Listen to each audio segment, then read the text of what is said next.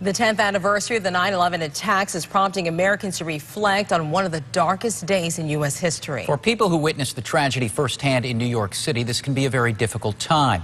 News Channel 5's Dan Corcoran's live in West Palm Beach with a local survivor's story. Dan?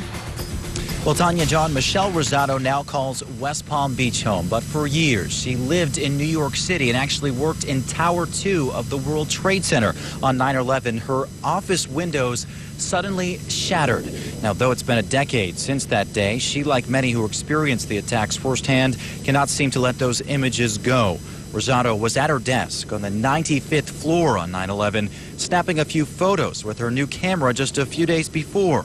Rosado, though, has turned those events into positives in her life, and she's since become an author, a motivational speaker, life coach, and entrepreneur. She often recalls the immediate orders of her coworker to leave the area that day. I said, should I go back upstairs? I questioned my actions at that moment.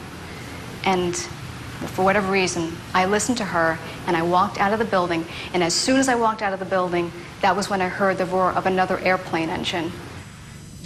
And that was just before that second airplane hit Tower 2. Now, this survivor has yet to go back to Ground Zero, but now Rosado is planning that first trip to where the World Trade Center's her former place of work once stood. And coming up tonight at 11 o'clock, we'll tell you what is prompting her now to make that trip back up to Ground Zero, to the site of the September 11th attacks up in New York City. Reporting live in West Palm Beach, Dan Corcoran, WPTV News Channel 5.